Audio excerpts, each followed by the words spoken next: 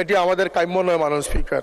এক্ষেত্রে আপনারা আশ্চর্য হবেন যে মাদ্রাসা শিক্ষা বোর্ড একটি বৃহৎ শিক্ষা বোর্ড, যেখানে আলিম তৈরি হচ্ছে এবং যে আলিমরা আজকে সকলেরই বাবা মা আত্মীয় স্বজনের জানাজায় ইমামতি করতেছে, দোয়া মোনাজাত করতেছে, কিন্তু সেই সিলেবাস প্রণয়নে যোগ্য আলিমদের অনুপস্থিতির কারণে মাদ্রাসার ক্লাসে তবদুল তবলা বাজানোর মতো বই ম্যান্ডেটরি করে দেওয়া হয়েছে।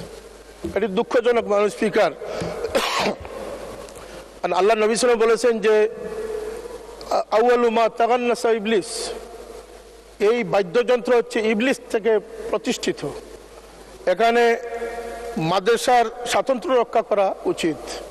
আমি বলবো স্কুল কলেজ ইউনিভার্সিটির সিলেবাসেও যারা দেশপ্রেমিক এবং যারা শিক্ষাবিদ তাদের অংশগ্রহণে সিলেবাস তৈরি করা সময়ের দাবি। আমরা এ বিষয়ে জোর দাবি জানাচ্ছি যাতে এই অপ্রয়োজনীয় বইগুলো সিলেবাস থেকে সরিয়ে মানুষ গড়া যায়, মানুষ তৈরি করা যায়, দেশের সম্পদ মানব সম্পদ তৈরি করা যায়, সে ধরনের পাঠ্যপুস্তক প্রণয়ন করার প্রতি আমি জোর দাবি জানাচ্ছি।